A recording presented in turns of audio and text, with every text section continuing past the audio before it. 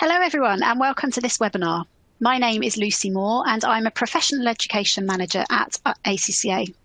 Our session today is designed to support your preparation for the Advanced Audit and Assurance exam, whether you're taking the paper exam or the CBE, and I'm very pleased to be joined by an expert tutor, Ben Wilson.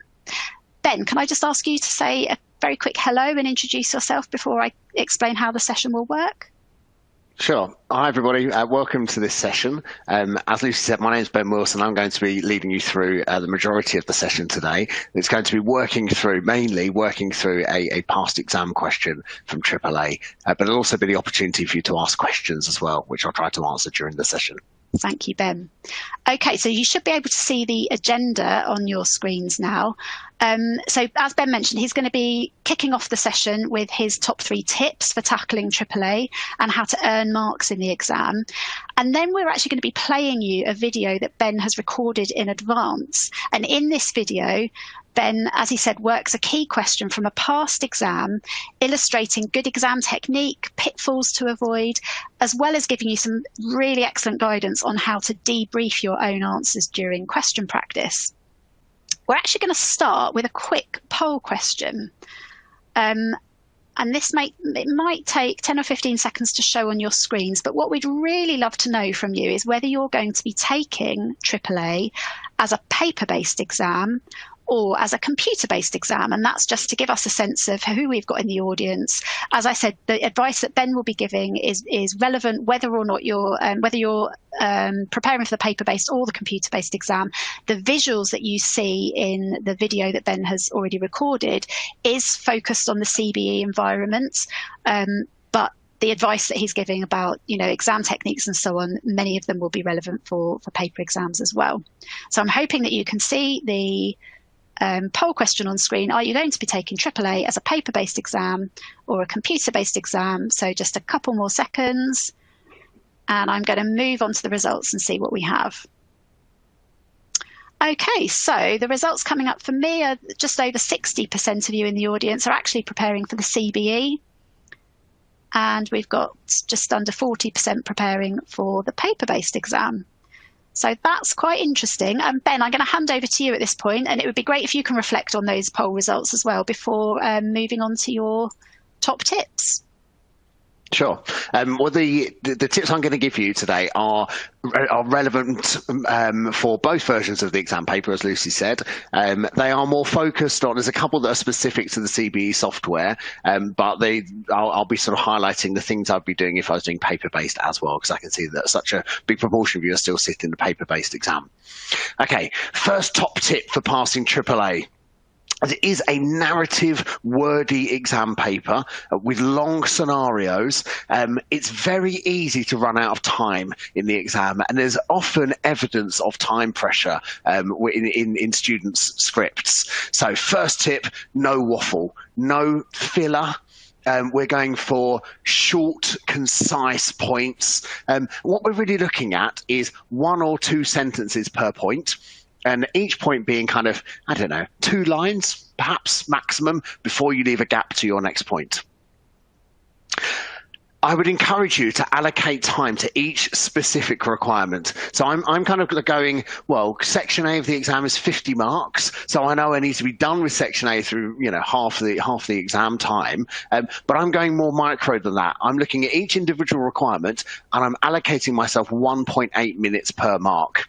Give myself a rough guide of where I need, how long I've got for each requirement. Now, 1.8 is a little bit under the amount of time that you actually have. So if you're aiming at 1.8 minutes per mark, that allows you your time to slip a little bit. And this is a great tip. Start the first question as if you are already running out of time. It's very interesting when you look at students' exam scripts, very often the first couple of questions, they write loads, absolutely loads, and they do waffle. But they really go to town on the first question because there's still 3 hours left of the exam. I've got loads of time. And then when you get through to the last questions on the paper, actually they're really running out of time and there's huge evidence of time pressure. But that evidence of time pressure really shows itself towards the end of the exam. And here's the hint, or here's the significance of that. Very often the easiest marks on the paper are at the end. They design lots of exam papers like that, and AAA is no exception. So if you get to the end of the exam with a decent amount of time available, you've got a good amount of time to take that low-hanging fruit, the easier marks that are available there. So make sure you start fast and you get to the end of the paper with a good amount of time. Tip 2 is around answer planning. Now, this is really designed around using the CBE software. So if you're doing the paper-based exam, then what I'd be encouraging you to do is to have a brief set of notes as your answer plan on your writing as your on your exam paper, and then you're writing up that full answer. So when I'm planning my answer, if I'm doing the computer-based version, I do my answer plan in the software. So I'm not doing any handwritten notes, and I'm not using the scratch pad or anything like that. I'm doing my answer plan actually in the requirement part where I submit my answer. And the reason for that is if I run out of time or I don't get to expand out any of my points, then the software will submit my answer plan, and I might still pick up a few marks. So when I'm doing the plan, I'm writing just 1 or 2 short words, and you're going to see me doing this with a question in it shortly. And then when it comes to writing up my answer, I'm expanding out each of those short points into a longer point. Now, whether you're sitting the computer-based or the paper-based exam, I would strongly encourage you to plan. And the reason for that is that if you come up with an answer plan to start with, you already know the points you're going to write. You can then write them really succinctly and briefly when it comes to writing them up. If you're thinking of your point and writing it up at the same time, that's when students tend to waffle.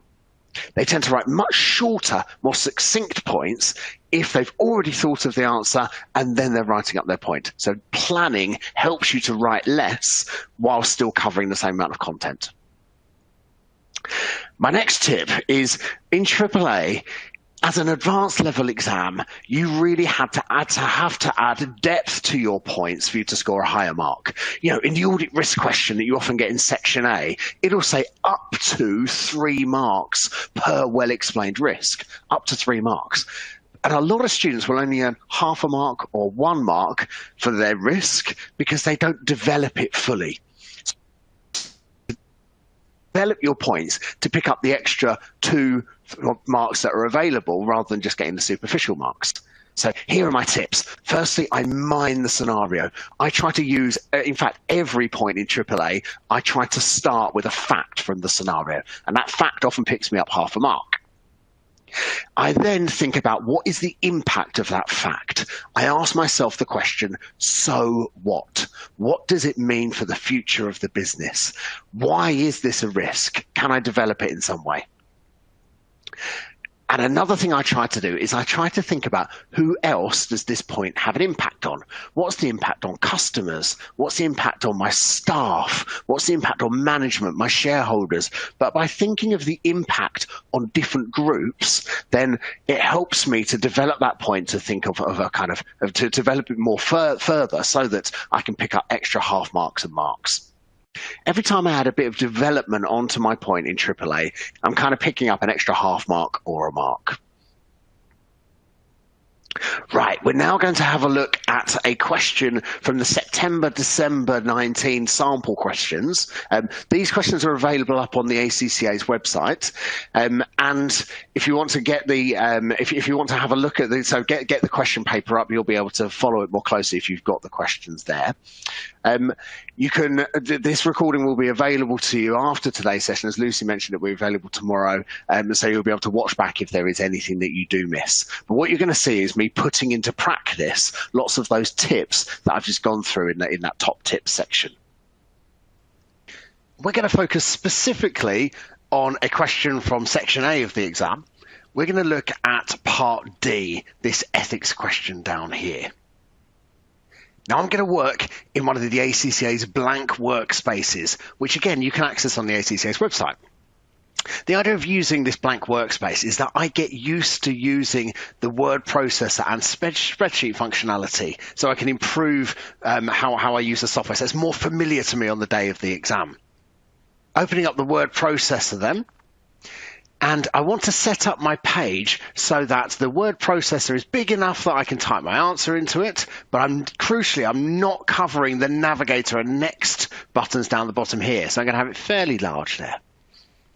And that word processor is where I'm going to do my answer plan and then type my answer. Now, if this is a question that's actually loaded into the ACCA software, the CBE software, then I would bring up my question here. But for the purposes of this demonstration, I'm going to have the question paper shown on screen as well so that I can work in the way that I would if the question was actually loaded up. So first bit of technique and first tip that I gave you earlier was around time management. Now, section A of the exam, 50 marks, therefore half the paper. So I've got just about half of the time available here. So just over an hour and a half to do part A of the exam.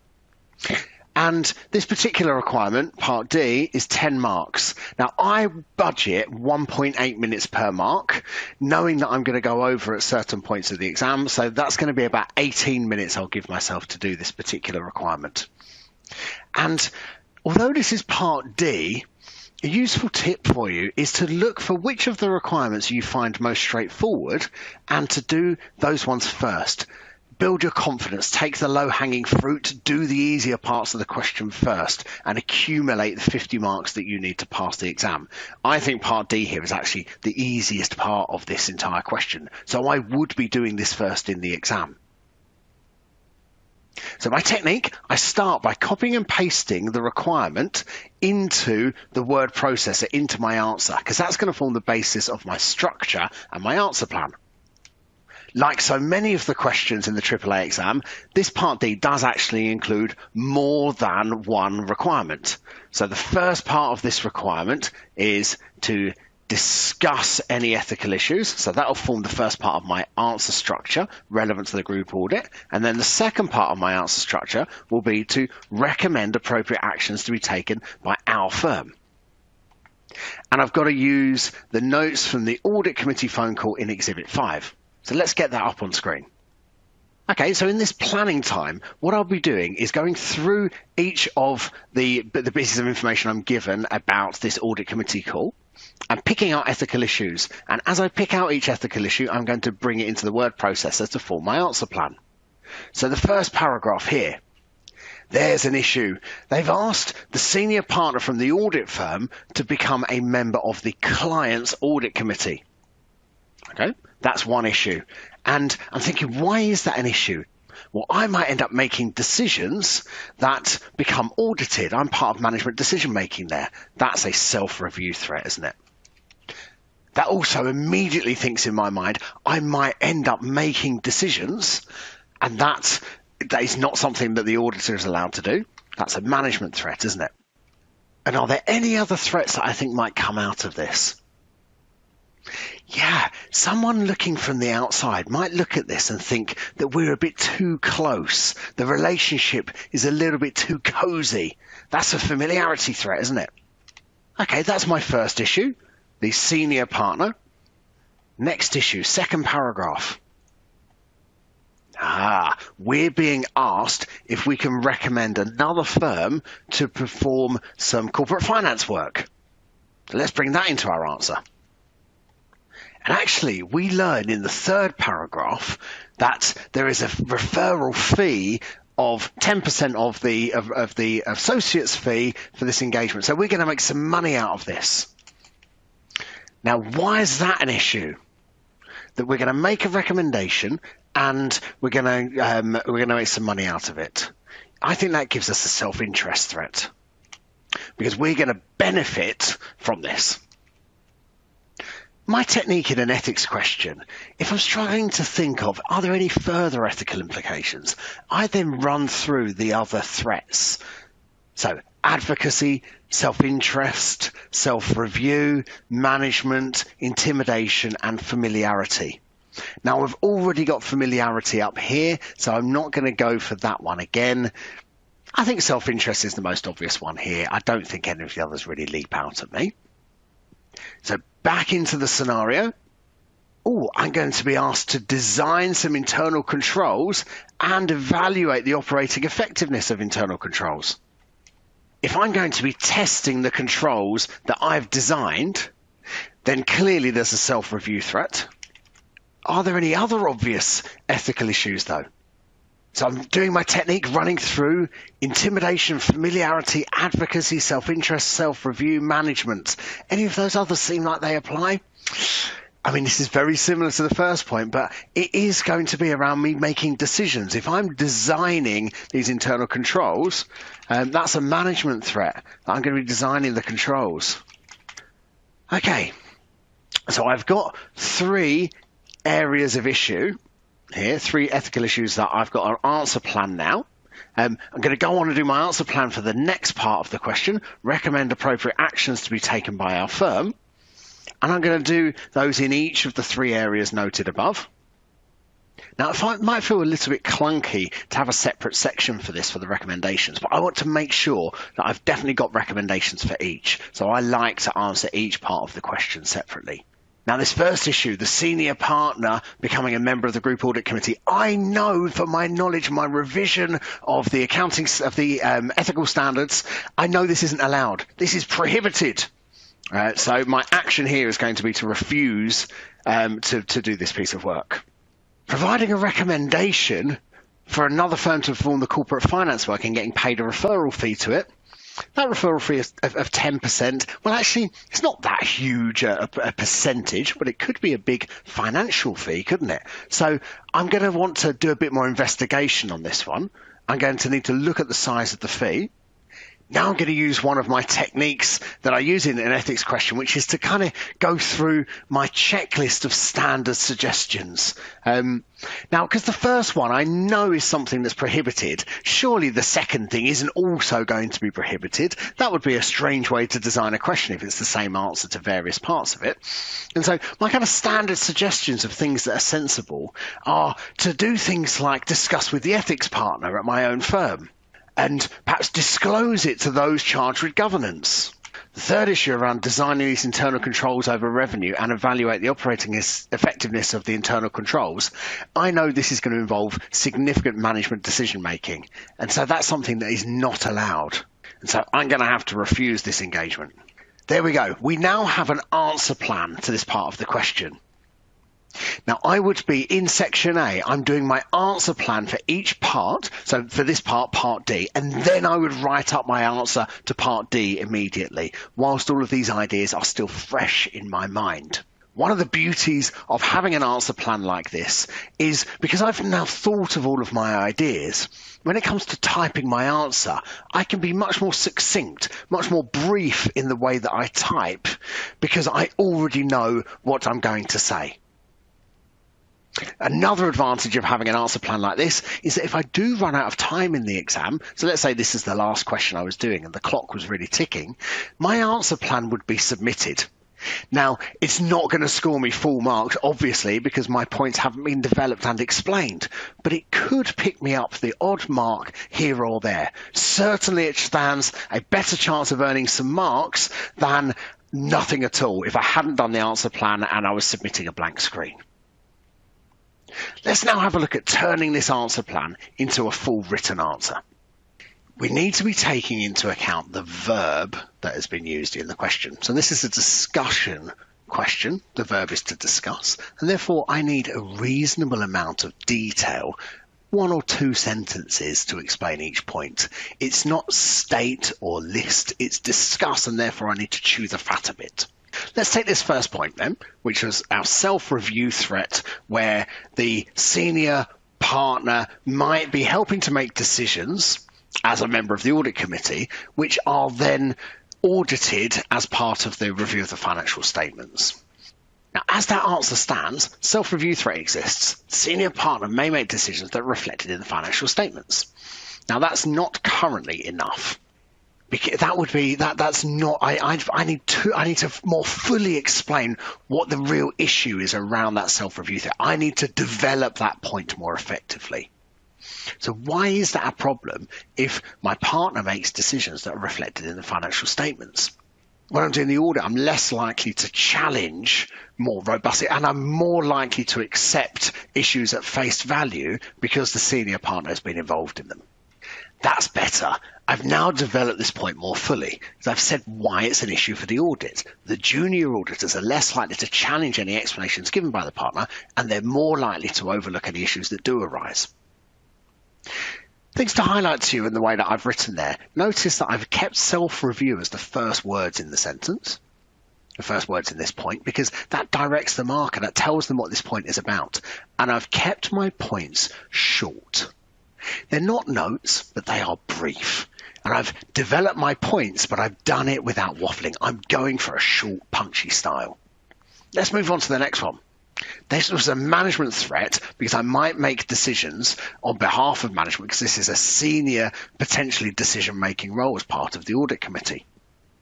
Let's follow that technique approach I gave you about mining the scenario. One of the things we're told here is that there are 3 non-exec directors on the audit committee, and they're looking for, there was a 4th who is now left. So I'm going to be one of the 4. So I'm going to have an influential position because I'm one of the 4 decision makers on here. So I've used that technique of taking an extra fact out of the scenario and using it to kind of develop my point. The final one we came up with here was about familiarity, that a third party might look at this and think the relationship is too close and too cozy. Now, the point of that, why is that an issue if there's a close relationship that develops? Well, the partner might challenge them less robustly, might accept them at face value, might less professional skepticism. And the other point is that a reasonable third party might consider that the objectivity of the auditor is compromised. They're too close. Okay, things to point out to you here. I've made 3 points here, and they're all separate. This one's about self-review. You know it's about self-review because it starts there. I've left a gap when I'm talking about my management threats, and I've left a gap talking about familiarity. And I've kept my sentences as short as possible. Short, punchy points, but I am still developing my answer fully. Next up, the self-interest threat around the fee that I'm earning from the corporate finance work. Okay, now I need to develop that self-interest threat. It needs to be significant enough to influence my behaviour, and the point with self-interest is that I'm benefiting when the business does well in some way. So I'm saying the audit firm would benefit if the referral is taken up. So it will encourage us to really try to persuade this group to take our recommendation. Okay, next up, the self-review threat around the testing of controls. And I need to try to explain this in a way that is different to the self-review threat up here. So it's not about decisions in the financial statements. It's about decisions around the robustness of the controls, isn't it? Now, I have really made the same points here. Firstly, I'm not going to do the job as thoroughly. So I'm not going to test the controls robustly. And if I do find a problem, I don't want to say anything about it because it makes me look bad. Now, that's really the same points that I've made up here, but I've used different language, different terminology, and I'm explaining them in context of that particular issue. So because it's a subtly different answer, I'm confident that I'm going to get the marks down here too. Next up, the management threat around designing the controls. I'm keeping my point short and sweet. Because it's a discuss question, I'm using 1 or 2 sentences per point to flesh it out. Now you'll notice that I've been using bold type. And I'm doing that so that the answer has more visual impact for you as you're reviewing my work here. Now, in the exam, I probably wouldn't waste time with the bold typing. It's probably not a good use of your scarce time. It's definitely worth spending the time structuring your answer and having it set out with gaps so it's easier to mark, but probably not worth the time on bold typing. Right, so the actions. Senior partner becoming a member of the group audit committee. So this we said is prohibited, it's not allowed. But I kind of want to say, so recommend, it's not saying state appropriate actions. Recommend I'm kind of going, I need a little bit of detail here. So I'm kind of explaining a little bit about why, and it's because the ethical issues are too great. And developing my point about refusing the work, I don't just want to say that. I want to give a kind of, what would I say instead? These are a client, they're an important client of my firm. I don't just want to say no. I want to say something that is going to be, I can't do it, but here's something else. Now that might score a mark, it might not. It's a practical thing that I would suggest that they do. But because it's only a short point, I've not wasted a long time explaining it. And this is something that you often find with students. If they're making a point that's a bit weak, they often keep going with it. You know, if I keep explaining this weak point, I keep going with it, I explain it more and more, it might become worth a mark. And it doesn't become worth a mark. If it's weak, it's weak. Don't waste too much time on it. Keep your point short and punchy. That way, if they don't score, you haven't wasted too much time. For our second issue, which was recommending another firm to perform the corporate finance work, we said they'd need to assess the size of the fee, and we'd look at it in relation to our practice income. Now, if you're seeing the UK version of the paper, you'll know that for a public interest entity, that those threshold limits are 5% and 10%. At 5%, we need to apply safeguards, and at 10%, we need to review whether or not at 10%, we need to refuse the work. That's for the UK version of the paper. For the international version, we would just leave our point there. Point about the ethics partner or a senior unrelated partner, we should discuss with them and get their advice on relevant safeguards. And I kind of want to go, well, what are those safeguards? What kind of things could I put in place? For example, doing an enhanced internal quality control review. This final point about disclosing to those charged with governance is about getting there, kind of making sure that everybody knows that this exists, and we're documenting it so they're kind of making an informed decision. That those charged with governance are aware of this. It's not just management that are decision makers at the company that are kind of aware of this issue. Okay, again, notice the points are short and punchy. Disclose to those charged with governance and obtain written confirmation that they're aware of the fee structure and are comfortable with it. And notice I didn't leave that abbreviation, TCWG. Now, in the exam, if you really push for time, you could leave that abbreviation in there. The problem for you, though, is that you are going to be in Section A. If you leave abbreviations in, you're probably going to lose a professional skills mark. So in Section A, I wouldn't have left that in there. In Section B, I'd have been a bit more tempted. Final bit is about the recommendations around the internal controls work. And this is prohibited under the ethical standard. It's the management threat, isn't it? So decision making is not allowed for public interest in entities, for PIs, for listed companies. So we're going to refuse the work, but because I don't want to say recommend someone else to do it, because that's what I set up here, I'm going to say instead that I could do a smaller version of this. So I could just do the evaluating the operating effectiveness, but not do the advisory work on the controls themselves. So I'm refusing that work, but I'm suggesting that to design the controls, but I'm suggesting that I could do the second part of the project, which is evaluating the operating effectiveness, because that doesn't involve decision making. Once you've written your answer, it's a really good idea to try to maximize the value that you get out of that question, enhance your learning as much as possible by using all of the resources that the ACCA makes available to you. Firstly, the examiner's answer. Now we're going to take a look at that, and I'm going to show you the things I would use it for, and I'm going to give you some advice on things definitely not to do with it. It can be a bit dangerous. Next, the marking scheme, really useful for you to be thinking about how different types of question get assessed in the AAA exam, because it helps you to decide and to drive how you write your answers. It's worth noting those marking schemes often say 1 mark per well-explained point, and it can be really hard for you to know whether your own answer is well explained enough. So I'll be giving you a few tips on how you can work that out, but also my advice there is if you do have the opportunity to get someone to mark your script, if you're studying with an approved learning provider, for example, then make sure you submit your answers for marking and get that feedback. It's really helpful to get someone else's opinion. We're also going to consider how you use the examiner's report, really, really useful resource that's published after each exam sitting, and there's some really useful stuff you can get out of it. So let's take a look at the examiner's answer for that question we just looked at. And here it is. It's a thing of beauty. The examiner has obviously spent a lot of time constructing this answer. They've had a lot of time to think about it, to plan it, And it also goes through quite a lot of review. So they'll add points into the answer once they've had some of the technical moderation has happened of the question. This answer gets developed and fleshed out over time. But it has definitely not been written in 18 minutes. In fact, this answer is about 650 words. Our answer that we came up with there was just over 400 words. So it's hugely longer. And obviously it would score full marks, but it's very demoralizing. This is not something that is achievable in the amount of time that you have available.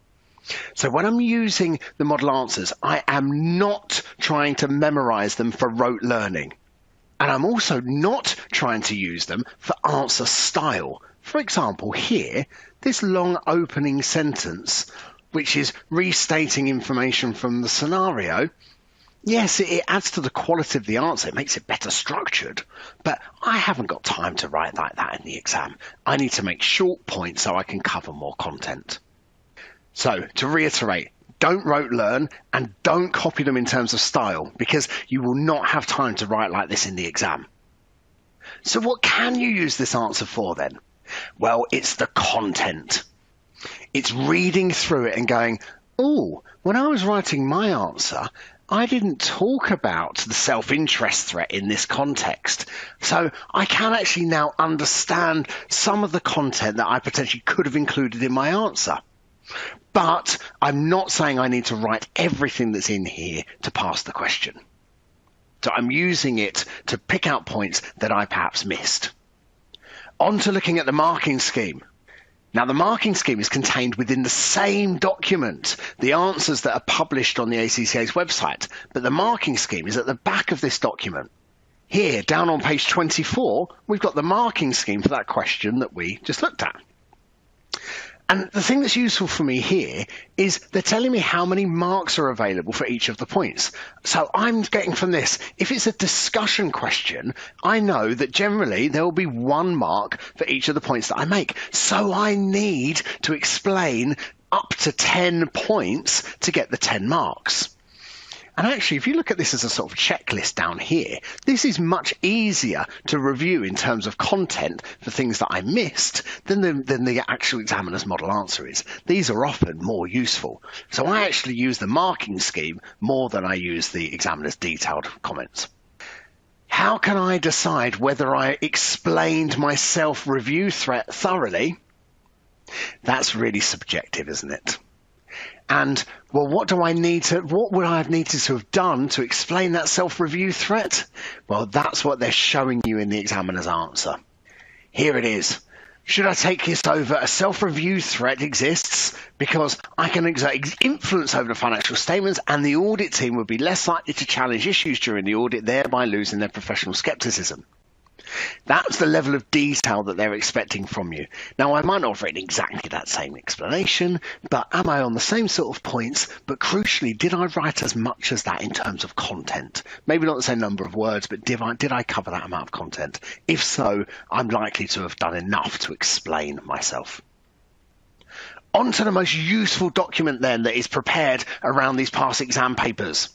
And here it is, the examiner's report. They publish this after each exam sitting, and it is gold dust.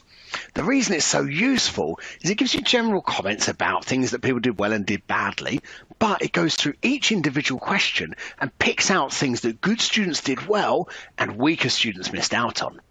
Here's part D, the question that we looked at.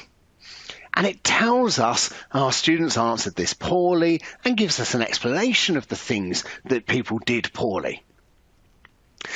And what's happening there? That's the examiner saying, look, students did that badly in the past. And therefore, that may well be something that I examine again in the future. It's giving you a bit of insight into the examiner's mind. So it's really worth reading in detail around the questions that you've answered, because it gives you an insight into the things you should continue to do and the things students did badly, things you'd want to address. Hi everyone, well I hope you enjoyed that video. It's absolutely fantastic. So much really excellent advice in there. I particularly love the section at the end on marking your own answer. Ben, I wonder if it's just worth reflecting a little bit on the types of questions that the audience has been asking, what that's telling you, and any final words of advice from you. Sure. Thank you, everybody, for all of the questions. We've had absolutely loads. I'd say that they fall into 2 or 3 broad themes.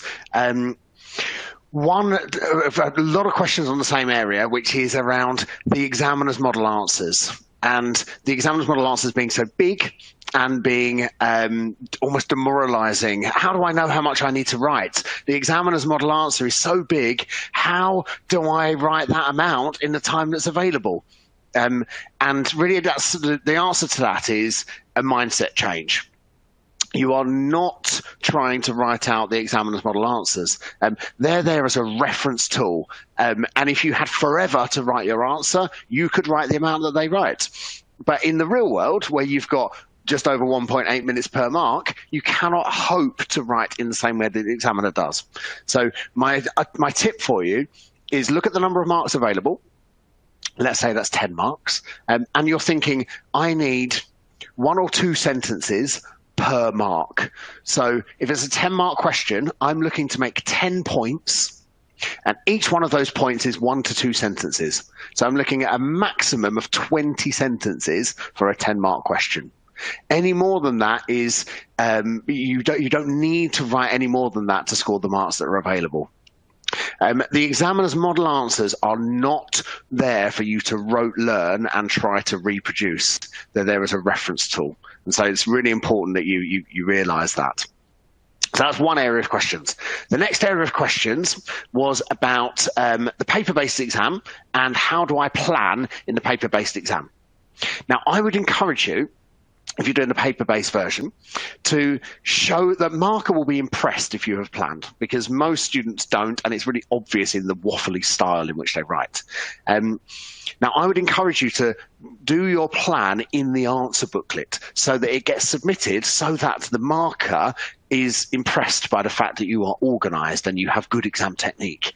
So I would start with the answer plan, and then I'm writing up my answer underneath it. And I'm making it very clear what I'm doing. I'm writing the word plan at the top, and then I'm writing up my points underneath. Another question that came through a group of questions, so the third group of questions was about what order do I need to do the exam in? Now, the examiner's guidance is that you should do it from start to finish. So you should start in section A and you should work your way through the exam paper. And if you are somebody who doesn't struggle with time management, I would agree with that. That is the right way to do this paper. But if you're somebody who struggles for time, and particularly if English isn't your first language, the first question can be overwhelming. There's so much information in there, such a big, long scenario, that some students just spend forever trying to get their head around the scenario in section A. And because they've got all the time of the exam still left at that point, they end up wasting far too much time there in section A.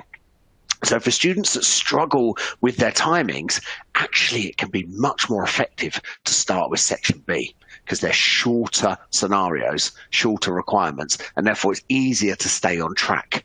And then doing section B first means that you come to the longer question with, well, whatever your balance of time that is available. I had a few people as well picking up on the point of, quite often part D or part E is the easier part of the question.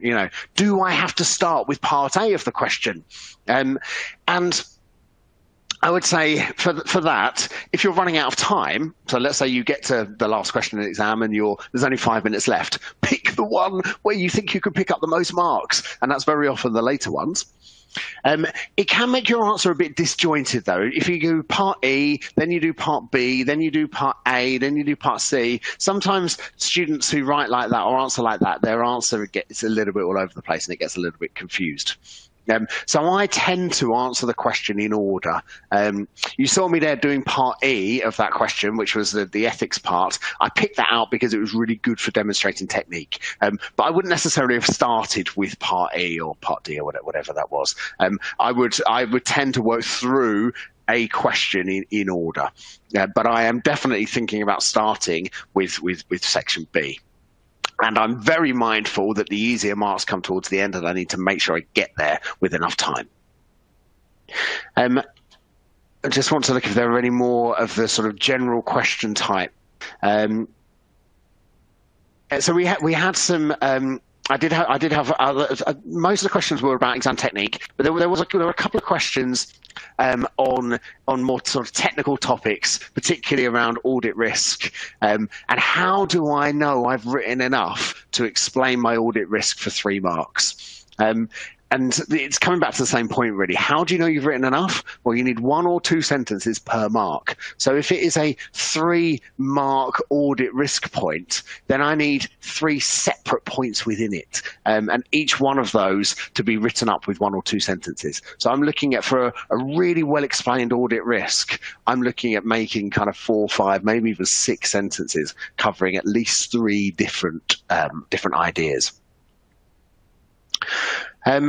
So in conclusion, what I'd be encouraging you to do from here is as much question practice as possible. For you to develop exam speed, you need to train yourself. Think of this like running a marathon. You need to practice the doing questions to time. It's so important. And so what I'd be encouraging you to do, at this stage, I'm probably just doing questions, like whole questions. So I'm doing a 25-mark question, and I'm going to do it to time. And I'm practicing doing it to time, fully writing up my answer. And then as I get a bit closer to the exam, I'm starting to do full exam papers to time. Practicing that technique of managing the 3 hours and 15 minutes. How do I use that time effectively? Well, for a lot of students, unless they're doing lots of mock exam papers and lots of full exam papers to time, it can, on the day of the exam, you're not kind of used to that skill of having to manage your time across the paper. So for the next week or so, I'm doing exam questions to time. And then as it gets closer to the exam, I'm doing full exam papers to time. So I'm spending half a day at a time doing my revision work. Okay. That's our time for this session. Thanks everyone for your attention today. I hope you found the session useful.